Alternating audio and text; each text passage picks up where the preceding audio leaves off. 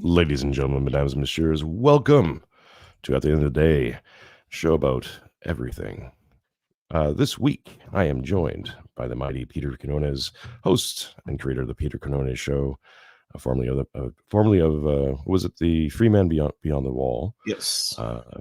You, sir, was started off as a meme account, became prominent in the libertarian scene, and now you're just a little dirty little reactionary like the rest of us. I invited you on here, Pete, to help me bury liberalism, nominalism, and individualism once and for all, because I'm personally sick and tired of having these conversations, and I think it's about time we need to move on. Pete, any first thoughts on libertarianism, liberalism, the whole damn yards, and then we'll start the burial. I thought this was a debate. You don't want to debate me, bro? Oh, we're not debating, bro. Come on, bro. We want to debate me, bro. Debate.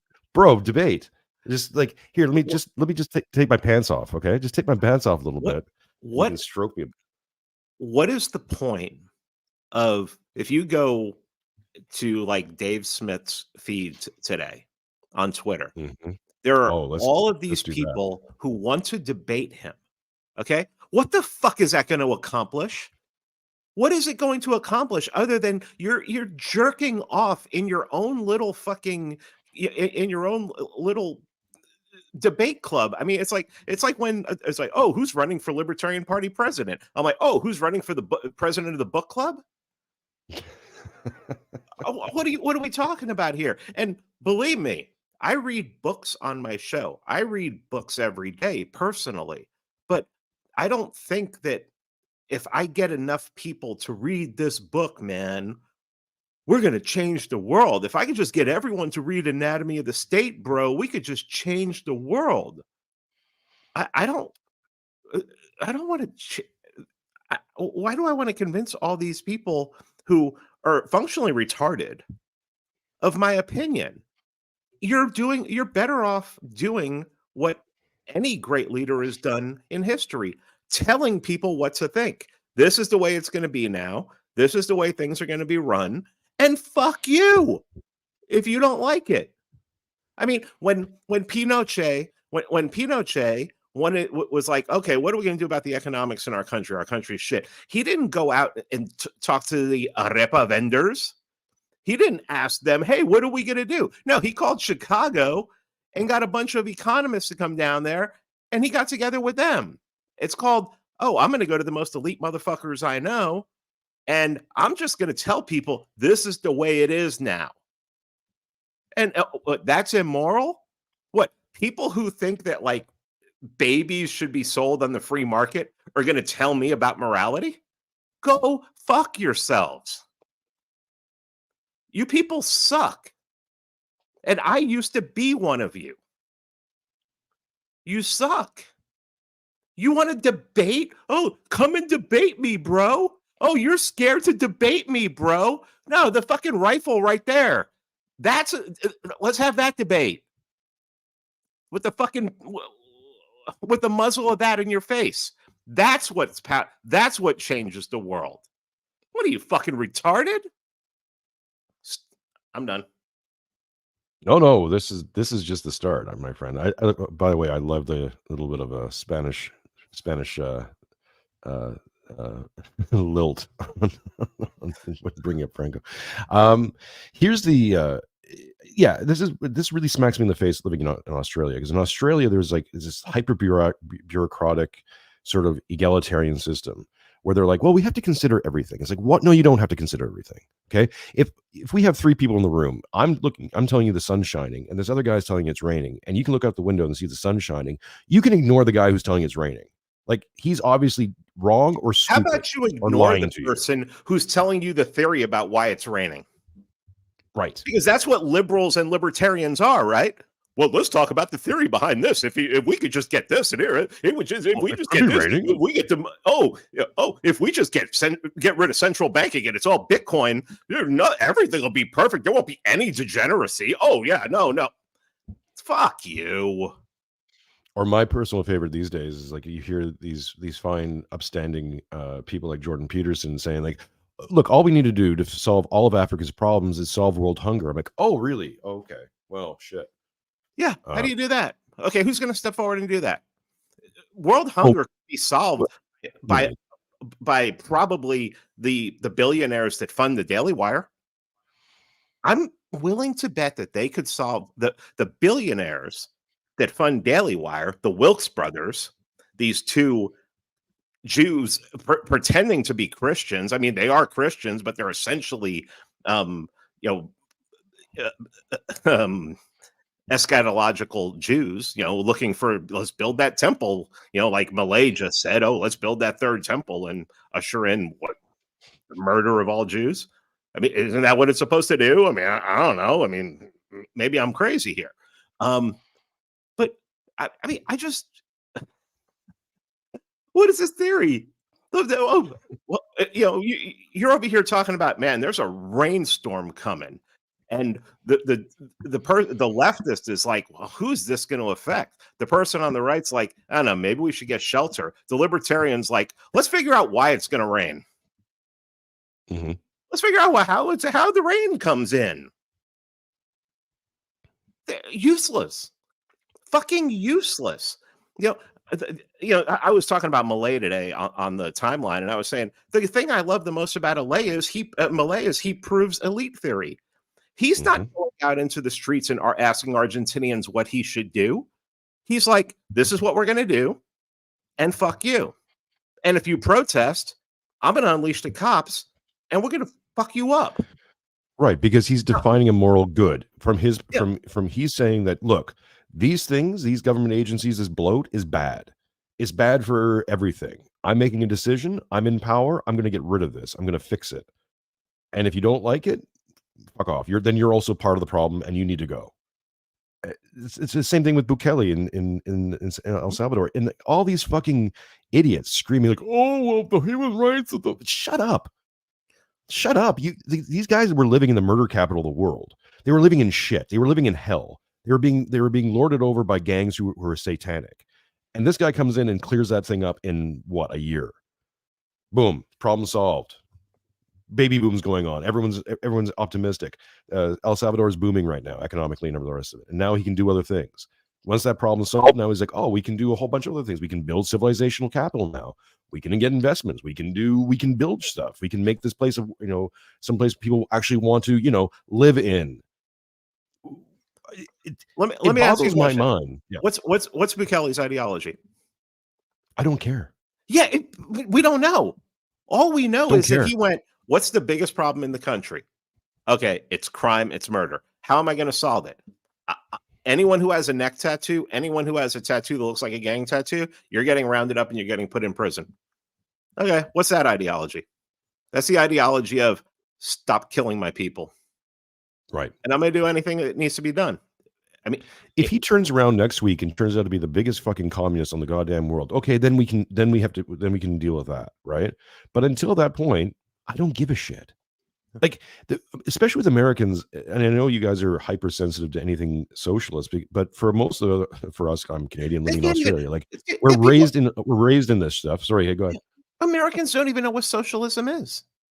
Right. You ask a libertarian what a socialist is, like they'll be like, well, the Nazis were socialists. They were Marxist. Really? Sorry, Kate's just saying the only debate I want to see right now is Jason and Cooper debate on the brand name for civilizational capital. No, that's the name. I came up with it. That's my name. Cooper can do whatever the hell Cooper does. I don't know. He can go spurg out in his green room. It's like, oh, so people back in the 1920s were calling themselves socialists. Pretty much everyone was calling themselves a socialist back then because it was the thing of the day. It was the thing that everybody wanted to be. It was the opposite of the capitalism that was being forced upon them by the First World War. And it's like, oh, we're all going to be socialists. Okay. So what does it mean? What does it mean? I mean, literally libertarians, like their whole, and liberals, their whole idea of socialism comes from Marx. Okay.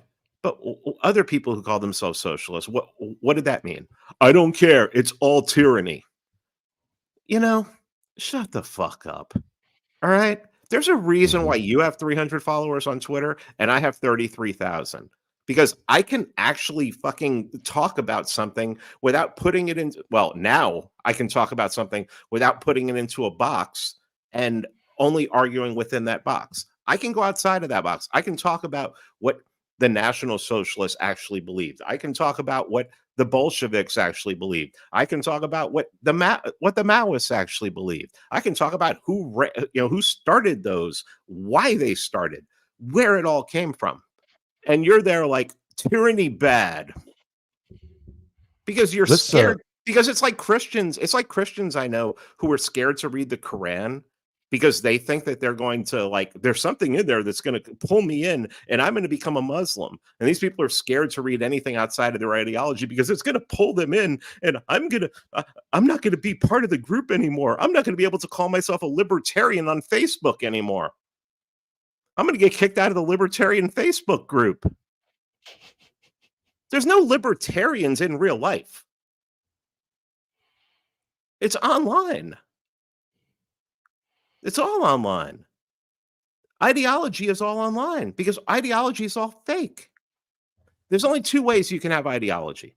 One, you live in a homogenous society that everybody believes in the same thing, and they can't even express it. They couldn't even tell you. It's just what it is. If you were to try and formalize it and put it on paper, it'd probably fuck it up. The second way is you say, this is the way way we're going to be right now. And if you don't like it, you can either get out or consequences. I think that's what Malay's doing in Argentina right now, isn't he? That's the only way ideology can go forward. You have to it's either something natural or it's something forced. You just can't sit there and go, oh, we're going to have this ideology of free trade and no borders and everything's private property, yada, yada, yada, yada. Okay, what about the guy who builds an army? Well, we all have weapons. What about the guy who builds an army of 50,000? Well, I'm gonna be on my farm and I'm gonna be up with my 308 on the roof and I'm gonna haul them all off. Do they not understand how much faggots how much they sound like faggots? It's because they just stack these impossible things. Like now you're saying you're going to go round up, even the right wing idiots here are saying they're going to round up all the illegals and deport them by themselves without any kind of federal or state assistance. It's like, how would you do that? How would you even begin to do that? Like, what, you think they're all just in some sort of barrio that you can easily locate? And even if you did, they might not want to leave. So you and your good old boys are going to have to do a whole lot more than just threaten them with shotguns. And even if you get rid of them, they'll do this thing called come back, because you don't have a civilization anymore. This is something I've been saying quite often with Matt Erickson, is that we don't live in a civilization anymore. I believe this has become self-evident, but for people who are still mystified about it, it's like, we don't build anything. All the GDP to go up folks are like, okay, where's the buildings? Where's the grand design? Where, even if I don't like the architecture, even if it's not my style, at least it would be there. You'd expect to see these things happening in a civilization. It doesn't exist. I've been searching for them. All I see is crumbling down buildings and infrastructure. And people keep saying, "Oh, infrastructure bill." It's like, yeah, okay, we need more than just plumbing. The plumbing's a good place to start. But it's when Tucker went to Russia, and everyone's freaking out because he's like, look at this metro station, look at these things, right? And everyone's like, oh, the fact checkers are trying to do the fact checking thing. It's like, look, dude, you're not getting it. The fact is that these things exist in a country that you've been told these things shouldn't exist in. These people are maintaining a certain civilizational standard and moving it forward because they think it's important for their people. It's a concept, I'm saying, it's a regio. And the regio is both the region, the leader, the king, and God. You need these things in order to maintain a sense of cohesion. The Spaniards can go fight the Moors for 800 years and eventually win out because they have a regio. They may not have had their king at that point, but they had God and they had their land that they knew that's what they're working towards. It held them together. When you don't have that, and this is why I say individualism, liberalism, nominalism, pick your poison, is a civilization killer. Because at the end of the day, it whittles down all those things. First, it destroys God, then it destroys the king, and now it's destroying your state. So you don't have any of these things. What are you calling to? What is your great moment? How are you motivating people? Well, you have a meaning crisis. Yeah, because you don't have a civilization to give you meaning. People Oh, need to have an icon to work towards. They need these things in order to self-motivate themselves. It's an automation process. or you need a And when threat. or you need a I mean, threat. Singapore is a multi-ethnic society. There are a lot of races there. I mean, a lot of Asian races who don't like each other. Well, why do they get Traditionally. along? Yeah, traditionally. Mhm. Why do they get along? Because if they don't, you'll get caned in public. You will get thrown in Mhm. jail. Okay. Yeah. All I saw when he's showing the Russian train station, he's like, "Look how beautiful this is. Look how peaceful it is." I'm like, all those people look the same. Mhm. All the people in that train station look the same. Hmm. They Isn't that probably, interesting? yeah. It's really weird, huh?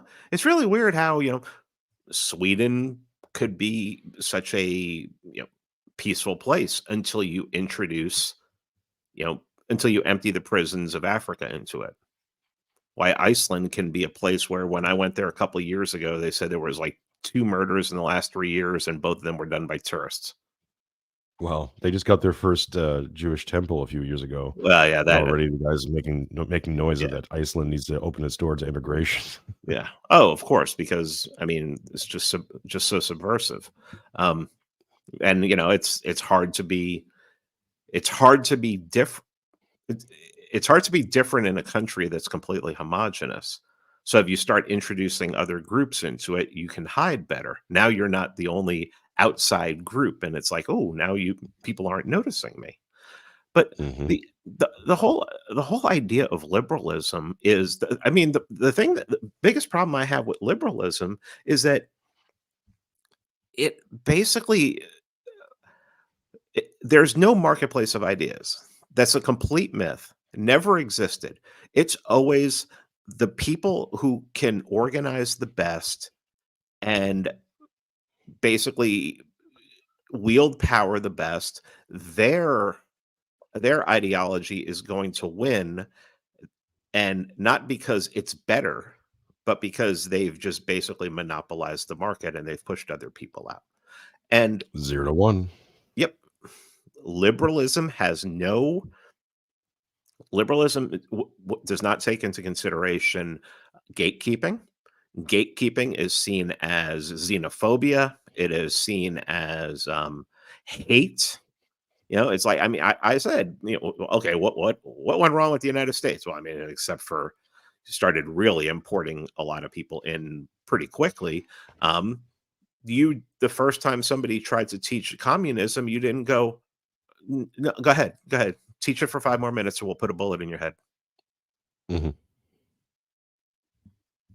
So what you're going to allow you're founded upon these ideals, and then you're going to let competing ideas come in that um Are antithetical to your that ideals, are who actually antithetical yeah, to your idea, and the people who are coming in with those ideas are willing to commit violence to to promote substantiate those their ideas.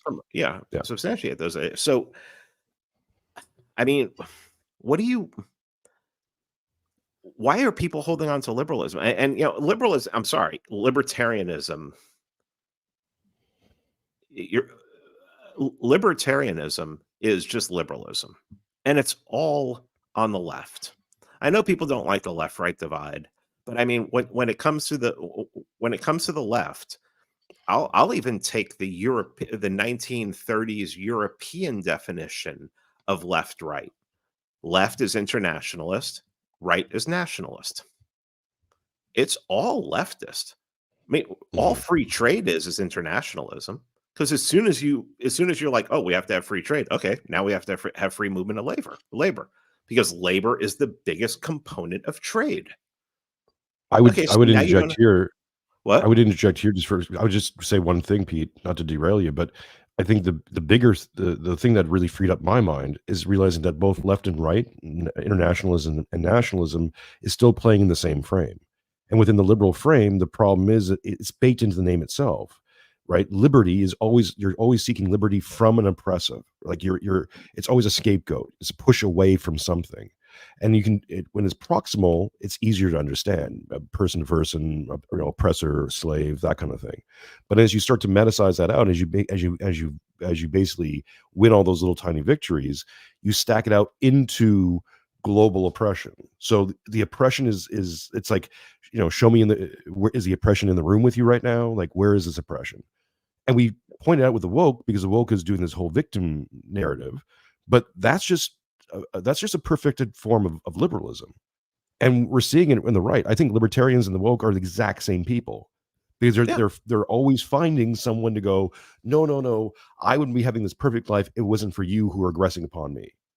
And that's liberalism in a nutshell. Sorry, Pete, I don't want to. Yeah, no. Yeah, and I've been accused of, oh, you blame the Jays for everything. I'm like, no, I mean, you look around and you're like, well, why is every cultural and financial and legal and medical, but them, okay, I'm even willing to accept that they're the smartest race that's ever walked the earth, and they just jump right to the top of anything that they touch, any organization they touch. Okay, here's my question: is that good or bad for us? I've heard libertarians talk about, hey, I've heard big time libertarians talk about, hey, we weren't asked about this immigration that's coming in. Were we asked that basically everything that we do in our culture and our financial and our legal and our medical is basically Jewish, is J run?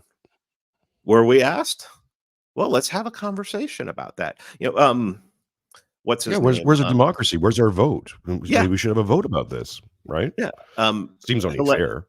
Hilaire Belloc, the Catholic writer, early 20th century, his in his book, The Jays, his whole thing was, how do we solve this? He goes, okay, from a Catholic standpoint, how do we solve this problem? He says the only way, and E. Michael Jones says this all the time, the only way is we have to have an open conversation about it, and they have to be involved. They have to want to be involved. Problem is, they don't want to be involved. Okay. Yeah. So every time I look at I look at libertarianism, and I'm like, who are the fathers of libertarianism, and what do their early lives look like? I look at capitalism. I look at economics, and I listen to two J libertarians have a conversation on a podcast about 6 years ago, and they admitted that all economics is a bunch of J's having a conversation. Isn't that interesting? Okay. Is that what we want? Is that good for us? Is there a way we could be doing something? Is there something different we could be doing as a culture? And if we did try to do things differently as a culture, would they start another world war to stop it? I think let me just do going back to why I talk about liberalism is liberalism allowed all of this to happen. It allows people to just come right in and be like, okay, we're going to dictate, we have this power, we bring this wealth, we're going to dictate what it is now. We got Matthew Erickson in the chat. Look at these two devilish handsome bastards. It's true. Ladies and gentlemen, thank you. We have 88 people watching right now. We will continue bringing the fire in 2 seconds. Thank you for everyone who's watching. Get those likes up. I see 21 likes, or that's what it last check. We got 88 watching. Get those likes up on YouTube, please. Well, over on North Sea makes the point. I'm sorry. Go ahead. Keep shelling. I apologize. 2 secs. If you have any questions for Pete, the chat's bumping. It's hard to do both at the same time. So if you have any questions, send us a super chat. Send us $2. It doesn't really matter what you send. And we will read those out as they come in or at the end of the show. Thank you for everyone who's been watching and subscribing. It's been a heck of a few months. So this is holding me together, folks.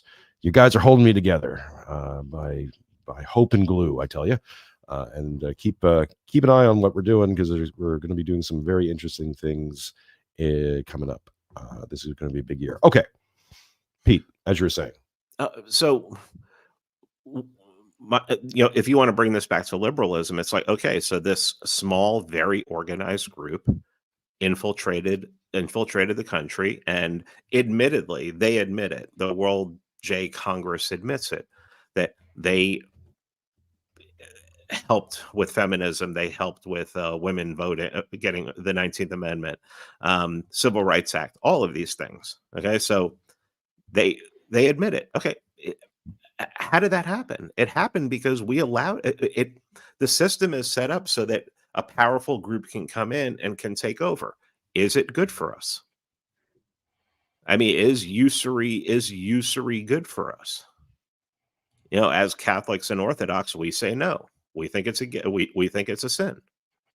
Okay, well, if it's a sin, then if we do partake in it, at least we know what we're going into. We can do our penance for it and everything. But are there better options? Are there other options?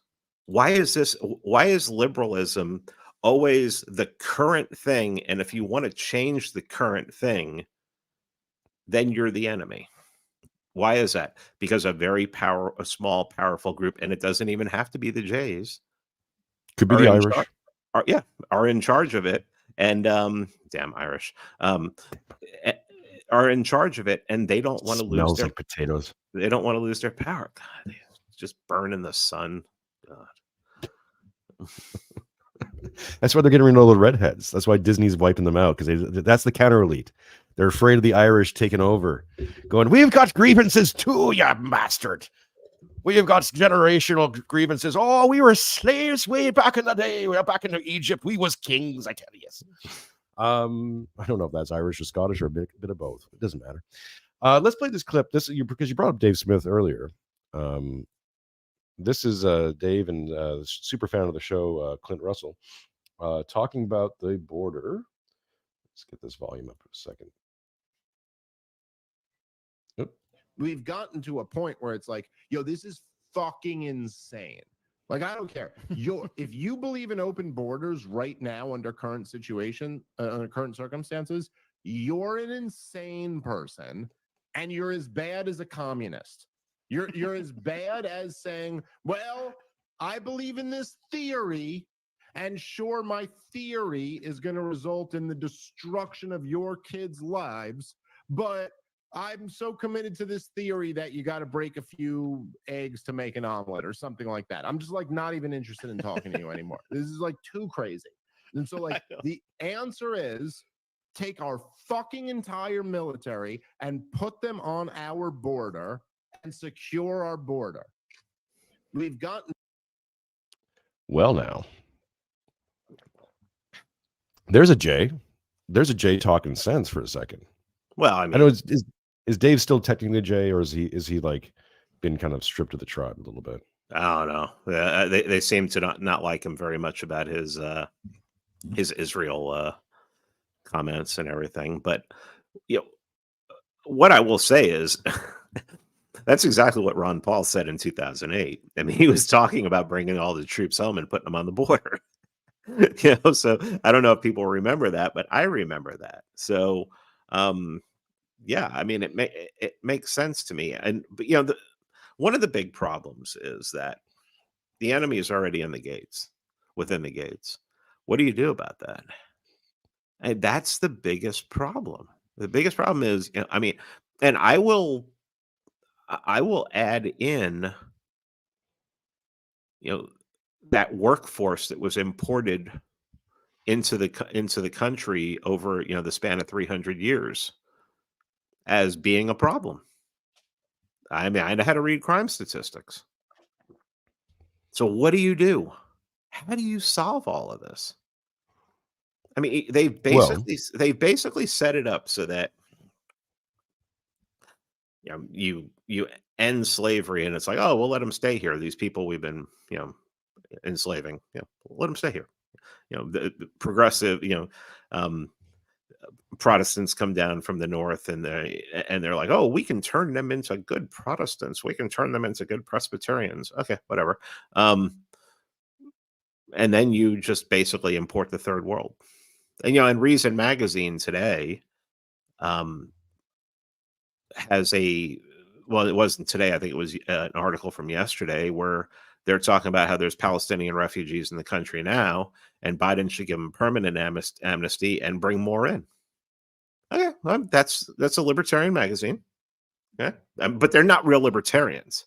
See, that's the thing is, they're not real libertarians. These people over here, they're real libertarians. Mhm. The ones here, they're not real libertarians. Okay, So is the dividing line just degeneracy? Is that real basically it? libertarians, not Self-hatred real and degeneracy? libertarians. Right. Is it degeneracy? I mean, I think that's one of the things. But when it comes down to it, you can be a libertarian and you could be against degeneracy. You can be against open borders. You can talk all you want, and you're still promoting left values. Free trade, free, private this, private that. There's really no way to make any of that work. So really, it's just masturbation at the end of the day. But hey, at least we hold on to our principles. And I'm not going to give my opinion about how I think things should be fixed now, how we could do better now, because I'll be kicked out of the libertarian Facebook group or my libertarian Twitter DM group, because I went outside of the box that we've built for ourselves.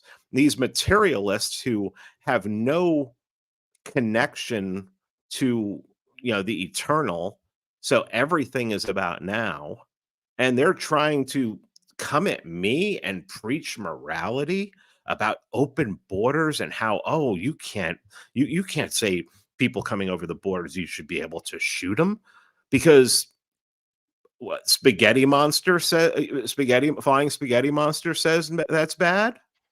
No, go fuck yourselves. You when it comes to right down to it, liberalism and libertarianism does not stand up to the logic test. There's Of course not. nothing logical about it. They basically have to turn themselves inside out to make it sound good, or they just have to actually openly admit, as I did at one time, that this is all a theory. It's never going to work, but hey, it's my identity because I stopped going to church for a bunch of years and I need a religion. There's the clip. I was born on July 20th, which is my saint day is my saint's day is Saint Elijah. So I've been sometimes called a bit of a zealot on certain issues, but what is surprising to people is that individualism on a long enough time frame removes you from history itself. It's not just that it's a bad ideology in terms of its prognotions or what it produces, is that on the individual level, if you want to go that way, on the person level, it removes you from everything worth having: family, identity, purpose, meaning, a sense of self, a sense of history, a sense of people, a sense of direction, a future.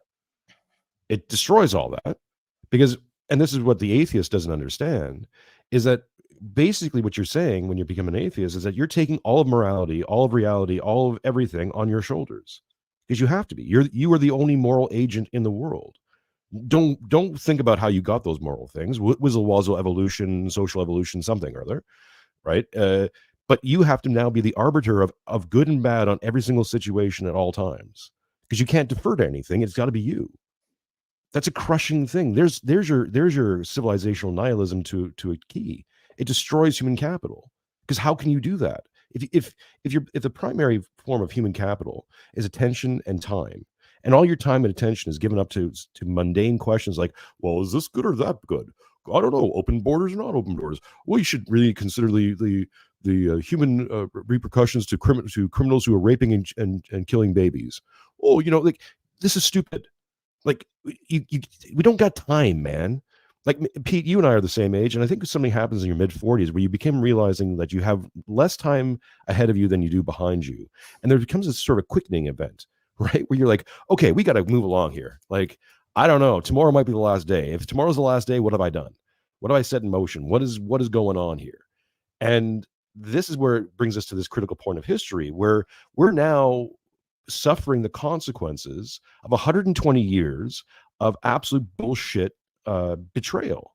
This is why I say that the spirit of the age that's coming down the pike, that's being born in front of our eyes, is the vengeful son. It's a spirit of fuck you. I'm not doing this anymore. This is bullshit. This is retarded. I'm not doing this anymore. Elon Musk going and telling basically Disney and all the CEOs to go fuck themselves. The Game Stonks kids telling them, saying like, hold the stonks. You're going to lose all your money. I don't care. I want to bleed them. I want to hurt them. That's the spirit we're coming into. And the danger for the religious people like ourselves is that it's going to feel good. Like you once said that if this keeps going, you're going to see people hanging from overpasses soon. And I think that's the dangerous thing that they're spiraling into, is that if there isn't a stopgap, if we don't start doing some very logical, sensible things like, hey, maybe unlimited immigration because taco's good is retardedly bad and we need to stop it. Maybe if we start saying that, look, I get it, right? It's one of the hardest things in the world ever to admit. And I give you, Pete, so much credit, you and a few others, like who else was there? Buck Johnson's done this as well. You realize at some point you're wrong. I did this where I was fundamentally wrong about reality and then had to change. And it's brutal. It's not a fun place to be. But well, especially in that rebuilding process, especially when you're kind of a public, I mean, you're a niche kind of public figure, and you have thousands of people who listen to you, and tens of thousands of people who follow you on social media, and you change your mind. You're presented with more information, you change your mind, and these fucking lazy ass people don't want to change their mind because they're stuck in their identity, because they have no identity outside of their fringe political online bullshit. And then they're just laughing at you, and they're like, oh, you change your mind all the time. You have no principles. You have no, go fuck yourself. Really, go fuck. And you would never say that to my face. And you would never say it to my face. You're in a non-account on friggin' social media. You would never say. I've had one person who confronted me to my face at an event, and I really fucking respected him. I really respected him for it, because I hadn't met him before. We had hung out before, and he's like, he was really upset about something, and I think he knew that we could have a conversation, even though I could see in his eyes he was really upset. And we interact on Twitter almost every day now. I mean, I haven't seen him because I haven't been over to Atlanta in a while, but yeah, it's cool. It's cool. I mean, it's fine. But if you change your mind, that was another thing. It was like I had to figure out who I was. Who am I? Who am I in life? Okay, I started off as a son. And then I became a brother, and I became a husband, and I've always been. Now that I go back and look, I've always, since I was 45 days old, I've always been a Catholic, and that's who I am. That's who I am. Everything else goes is just fringe. Is just yeah. This is.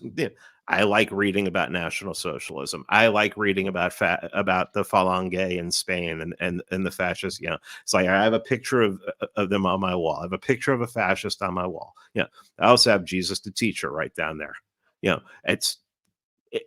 All it is I have a couple hobbies, but I never forget who I am. And who I am is way more important than, let's face it. Come on. A lot of these people, libertarians, and, even these conservatives and these people who are making their living off of this, they have fear of loss.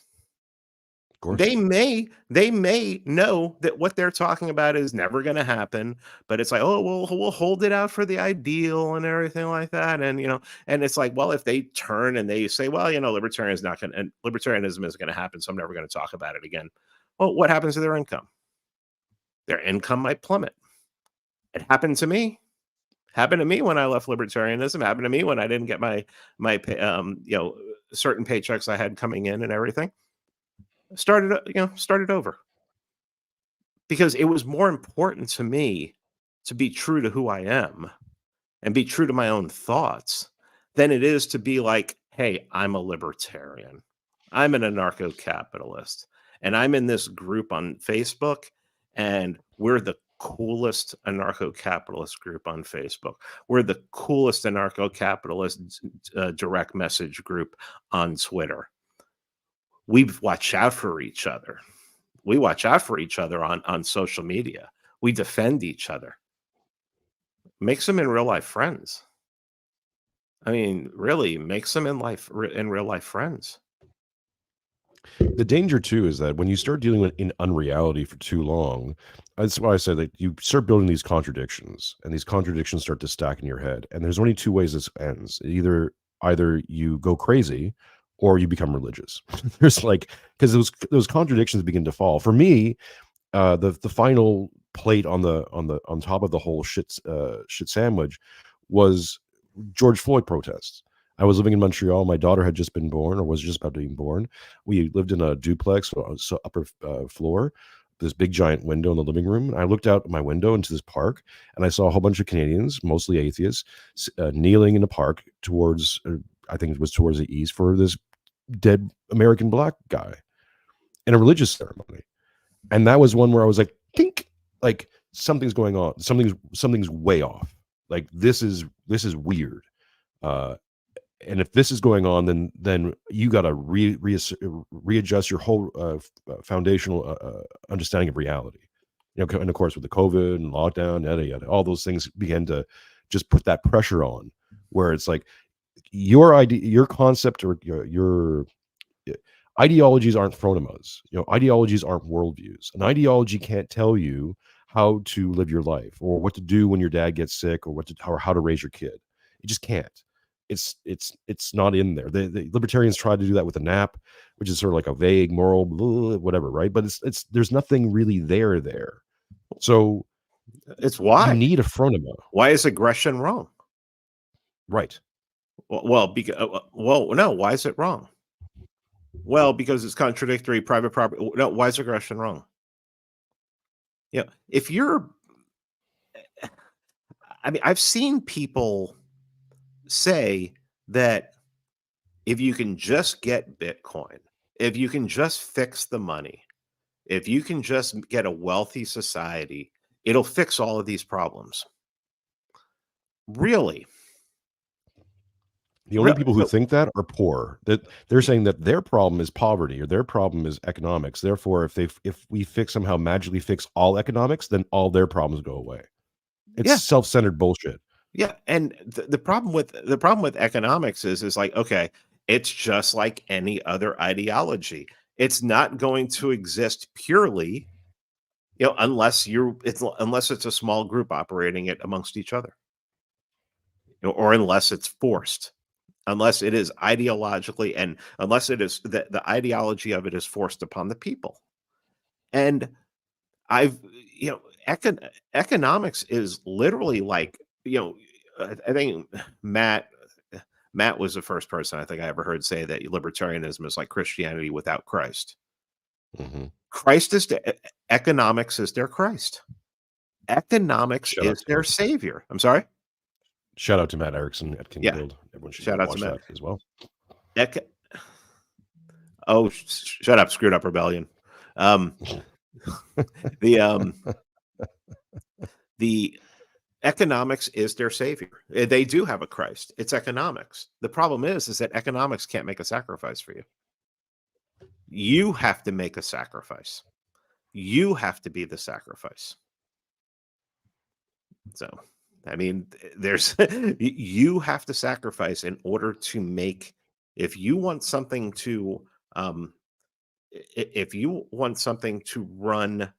want something to be in the realm of a kind of secular kind of savior, first of all, it's not going to happen. But the closest thing it's going to be you. It's going to be you saving yourself from this, relying upon your faith, and you either getting out of the system, either deciding to participate in the system, either being in and out of the system. It's just you.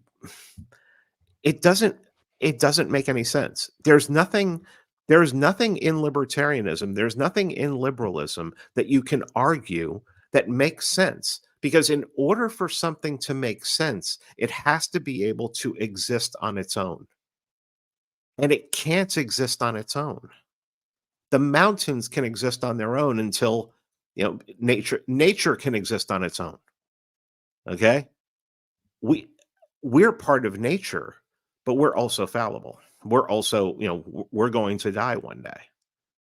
And relying upon saying that we can beat that, or we can make that journey easier because of an ideology that's something that is completely material and relies upon, fallen people to keep it in line.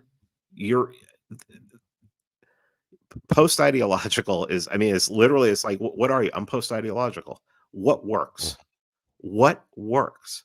What makes things, what causes what I want to see, what I'm willing to put up with? How does that work? How do we get there? I just don't know I don't know what else to say. It just doesn't, it can't exist. It doesn't exist. It will never exist. It's created in a vacuum. It's like Mike Tyson. Everybody has a plan, and so you get punched in the mouth until they get punched in the mouth. Liberalism and anarcho-capitalism is perfect, works perfectly until you insert it into reality. What we got going on here? Yeah. We got Saint Teresa of Avila, Catholic saint, wrote The Interior Castle, nice Jewish girl who converted and a doctor, 16th century. I think his response to that, saying that you can be Jewish and Christian. Like, it's not, these two things aren't exclusionary. In fact, if you're Orthodox Christian, we believe that we are the continuation of the Jews. We are the true Jews, essentially. If you want to get into that whole thing, but that's a conversation for another time. Pete, we got about 10 minutes left in the hour. Bro, you brought fire from the heavens, sir. We got to get you a sword that we can set on fire a bit. Well, we round out the hour. Matt Erickson, the mighty Matt Erickson, personal friend of mine, has got you on board with the PayPal Mafia. He was on the show about a week ago and brought this up. We, of course, have you coming back on in March 1st for the PayPal Mafia Friend or Fed, which is going to be just pure fire. What is this? Go away. Yep. What? Go away. Okay. PayPal Mafia, go. What? Okay, so for people who haven't watched the episode with Matt Erickson, go watch that after this, or after the post-show hang, I should say. What are your current thoughts on the PayPal Mafia as what Matt's talked to you about, and as you're starting to see these things start to, because I think once you see it, you can't unsee it. Like, it's hard. All these roads. So Matt gave me like a list of like a bunch of people to follow on Twitter, and I've turned on notifications for them. But first, of course, after the episode, I went and I looked at some of Vivek's old his old interviews, the one he did with Sean Ryan, and I think he did one with what's that comedian's name? That's the one I haven't seen yet, and I did notice. Oh yeah, it's not unregistered, but it's like Flagrant, I think, with what's his face? Something. My mustache is better, by the way. So I watched him, and I'm like, he seems like a neo-reactionary. He's definitely hitting all the talking points that a Yarvin would hit, that he's read James Burnham. It's clear that he's read James Burnham. Okay. So that Andrew Schultz, thanks guys. Thank you. So that made me rethink him, also something that Matt said, was, if you're looking at these guys and you're like, oh, well, they're not 100%. It's like, you're basically saying, it's like, you're not a real libertarian kind of thing. And that really is, that gets really tiresome. It's like, oh, Bukele Bukele kissed the wall, and Bukele's wife has some J in her and everything. I'm like, I don't care. I'm going to go by what he's doing. I'm just going to judge him by what he's doing. Don't really give a shit. So then I started looking at some of the other people, David Sachs and all these guys I had never really heard of before, and I'm following their tweets, and I'm like, there's something. These guys are, just from their language and what they're talking about and how they're retweeting each other and some of the things that they're saying, it looks like they're building a parallel society. Looks like they're in the process of building a parallel society. Is it my perfect society? I can guarantee you right now, it is not my perfect society. Does it seem like it would be better than the one we have right now? I'm pretty sure it would, considering what I've been able to look at, and that opinion can change tomorrow. Okay, and then I started noticing, like, looking at Vivek's appearances with Trump, and that is the weirdest thing I've ever seen. No one, yeah, a cathedral, if you will, yeah. No one has ever been in 2016. There was no one out there doing that with Trump. I mean, just basically going out, opening up for him, giving a better speech than him, and then having him come up there. And, and when you look at Trump, it looks like Trump does not really want him there. So if Trump doesn't want what? But he's also the guy who's talking about the managerial class on fucking interviews. Yeah, that's what I said. He's Burnham. He's basically parroting Burnham, which is great. So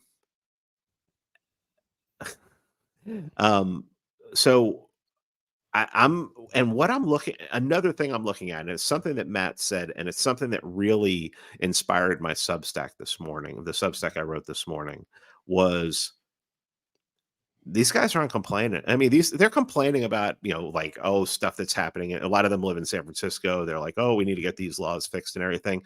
But they're not, like, in existential dread. And that's what it seems like everybody, who's, and I mean, I could put myself in this. Everybody who complains about the Jays all the time, talks about the Jays, J power, talks about the regime and this. It's like this sense of existential dread. These guys don't have it. These guys are like, we're going to do this no matter what. We're going to succeed no matter what. Nothing's going to stop us. And you can make the excuse, okay, these guys have billions of dollars and yada, yada. How did they make those billions of dollars? Vivek and mRNA vaccine, technology and everything like that. I mean, I think he had a pump and dump. So, it's like, okay, whatever. But what I see is, I see guys who look at the government, see a failed business, and they're like, we can build a better model, and we're going to build a better model. So I'm just repeating to A. Doe here. He said, how do you convince young women that they should get married, have children, when the culture tells them the opposite? How does one not conform to this nihilist culture without being isolated? My simple answer to that is build a civilization worth living in. You build a civilization. Look, El Salvador is experiencing a baby boom right now. Okay, 1 year after locking up all the prisoners, they're experiencing them, and Bukele's just won by, like, what, 80, 90%, whatever one you want to go with. Okay, and they're having a baby boom of civil people who want to live in a civilization. Well, that's how you do it. Like, I have an easier answer. Ask them to marry you. Right. Yeah. That usually works. Ask them to marry you. And Look, if you're a successful person, Pete and I are both married. It's not like some magic spell. Yeah. And what's funny is, if you meet the right person, right off the bat, it's pretty much assumed you're going to get married. You don't even have, I never asked her. We just knew that we were going to get married. I was engaged within like 3 months of meeting my wife. We just were like, she even said like, I think on like the first week of dating, she's like, we're gonna get married. I'm like, okay, and then like 3 months later, I'm like, let's just get married and propose, and that was it. We were married before our first year anniversary of dating, because move it along, folks. Like, you're gonna have a relationship. It's gonna have hardships. It's gonna be tough sometimes. You're gonna pull your hair out. You're gonna be like, what the fuck did I just do? Why is my life on fire? Well, it's because you're married, and that's gonna happen. And then that's gonna calm down, and you're gonna have the value and the safety and all the other great things that come with marriage. You get to grow with someone. You get to have it. You get to experience this life with somebody by your side for the rest of your life. That's worth fighting and dying for. And then you bring kids into the whole equation, and it's like, oh, what are we talking about? GL asked if isn't Sachs a J?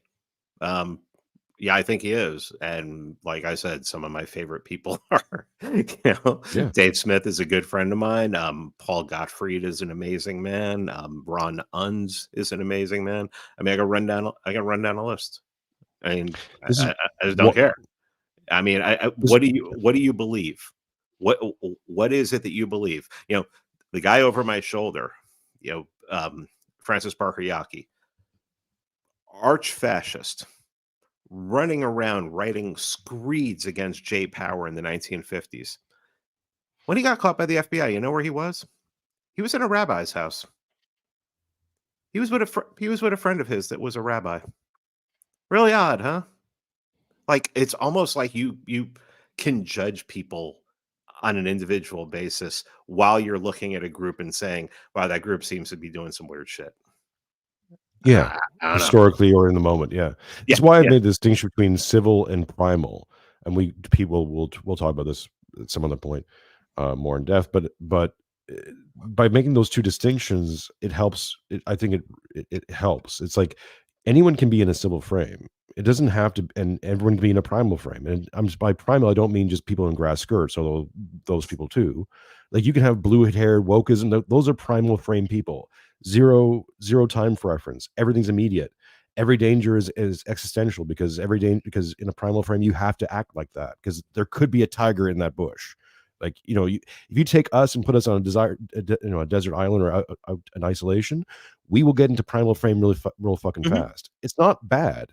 It's just, it's useful in certain situations and not useful in civilization. And when you import that primal frame into it through ideology or immigration or anything like that, it will destroy the civilization. Yeah, because they can't exist in it. That's why you have immigrants throwing a white pregnant lady in France out the bus, because they're just like, no, this is my need. I will not sacrifice. I will not subdue. Like, I need to get on this bus. You're in my way. Out you go. That's primal frame shit, right? In a civilization frame, you would never even think of that. It would never even cross your fucking mind. Yeah. And you react in horror to it, because it's like, that's anti-civilizational. Not just Right. And we like humanity and all morality, all that stuff, yes. But it's held together in that. Like, you have to be civilizational to respect civilization and do things that I think are inherently irrational, but have a super rationality to them, because it's internally consistent. There's no good reason to make a bank beautiful, other than making a bank beautiful is good for civilization. Like, all right. Well, the question here is, Ado says, of course, we need an alternative civilization. How do you do that? You build one. You build one. That's what people are doing right now. And for those of you, to bring this all back to liberalism and libertarianism, for those of you saying, but it's not going to be perfectly to my liking, you're no different than the libertarians who are saying, well, if it's not perfectly libertarian, it's completely immoral, and I don't want anything to do with it. I mean, literally, a regime that would ignore me at this point is preferable to what we have now. They would just ignore me, forget that I exist. So, Matt's in the chat, and he says Vivek explicitly cites Burnham in the Andrew Schultz interview. Yeah, we had Jim Bob in the chat as well. I don't know if he's still around. Jim, if you ever want to come on the show, just reach out to me and we'll sort you out, bud. Love to have you on. But yeah, Um, the whole idea, we I think a lot of people have realized that we need something different, that it isn't enough to adjust what's the regime that's in power now. It basically has to be supplanted. And the only way you can supplant it, so some people are saying, well, it'll just fall apart. Okay, if it falls apart, what's going to take its place? Your something. your ideology that you haven't built upon, that you haven't done anything, or could it possibly be these people who are building out an alternative? I mean, they have alternative defense. I mean, they're building their own defense departments. All you have to do is follow the right people, people that Matt told me to follow on Twitter, and you could see what they're building. Now, Just research Peter Thiel and look yeah, into look at Prospera. Look at a few of these initiatives. Look at what was it? Peter Thiel's basically private CIA is name escapes me right now. I'm sure Matt helped me out in the chat. But yeah, these guys are building this thing, and this is what Matt and I are talking about. This is why we're rereading Patchwork and putting it together with Civilizational Capital. Is that I believe these people are either they're reading Yarvin and agree with him, or at least using aspects of Yarvin, or right. Yarvin's part of the group. Who knows what? But there's too many overlays. There's too many similarities of what they're doing in connection to Patchwork to just go, oh, it's just whatever. Like, no, if Peter Thiel's doing something, you better fucking check it out. You better be aware of it at least, and maybe start to make plans. If you're against it, great, get the fuck out and move to, I don't know, Brazil or something, right? Like pick a place and go live in the woods. But these things are happening, and they're going to happen with or without you. So it'd be kind of better if you start making plans and making and figuring things out so that you can at least operate and stay on the board. Oh. Even if you're against them all, like Elon Musk is going to enslave her. Okay, well then what? Okay, how do you make sure you're not not the people who are being enslaved? How do you make sure you and your tribe or your clan aren't going to be negatively affected by this, or could maybe prosper? Well, You're going to sit there and go show them the anatomy estate and go, you can't do this. It's aggression. And it's like, fuck you. Like you deserve to be eaten at this point. You deserve it. Well, if people want to Alan's know, here. Sorry, thank you. if people want to know how you do this, I mean, you could read it in 3 or 4 hours, Peter Thiel 0 to 1. Mhm. You do not build upon what came previous. You build something different. You go from 0 to 1. You don't start at 1 and go, okay, here, this is 1.1, 1.2, 1.3. No, it has to be completely changed. So, I mean, and I'm looking at these guys and I'm like, I don't know that I agree with them on 60%, but what I see looks a lot better than it looks. It looks like it'll be run a lot more orderly than what liberalism is now, because And once you have order, you can build from order. Sorry. Mhm. No, you're right. You're good. Yeah, you have to look at do you want order? That's what I want. I want order. We said this with Yarvin when we was on the Joe Rogan Friend or Fed. We did with you and me and Yarvin. When I said to him, like, look, the desire we need to substantiate is an order, is a desire for order, and everyone wants their own particular brand of order. But I'm like, fuck that. Just get order. Like any order will do at this point. I'll caveat that an order that doesn't take you off the board, right? Right. That's what Right. you want. As an Orthodox Christian, I think he made the example is like, yeah, if tomorrow you could live in an orderly Lutheran society, that would be fine. Like it'd be like maybe not your perfect thing, but at least you're like, okay, the Lutherans aren't going to come after me. Like Right. they're not all that interested in excluding me completely from the conversation. And even if they are, hey, my daughter's not going to get gang raped, so fine. Like that's good, Ado says the people in Maui were probably happy with their little community and didn't want to change it. I mean, The Got change for exception them. the exception doesn't prove the rule. You can't allow the exception to prove the rule. Everybody has this like ego about them that they think that if they build something, it's going to be so special that somebody's going to show up and destroy it because I'm so special. No, you're not fucking special. You're not. You're real. You're not. You're this. You're this, and you're nothing. You're nothing. Why are you thinking you're so special that if I build something special, the government's going to come and they're going to destroy it? Then rebuild it. I mean, when did that? It's just like make a sandcastle. Oh no, the ocean knocked it over. Yeah, you build another one, and another one, and another one, and another one. You just keep building it, assholes. Like just keep going. I mean, it. I mean, what this is defeatism. It's just, I mean, literally, you have two choices at this point. Go and live in the literal woods. I mean, I live out in the middle of nowhere. I don't live out in the middle of nowhere, but I'm pretty close to out in the middle of nowhere. Go live in the woods and do your Ted Kaczynski thing, or just fucking kill yourself.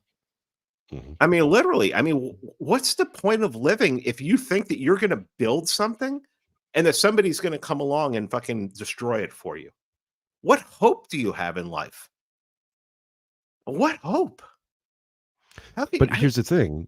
This is my position, Pete, when we're talking about civilization and capital and how Matt and I are building towards something. And we'll talk about it maybe off stream because I think we can get you on board with this and you're going to like it.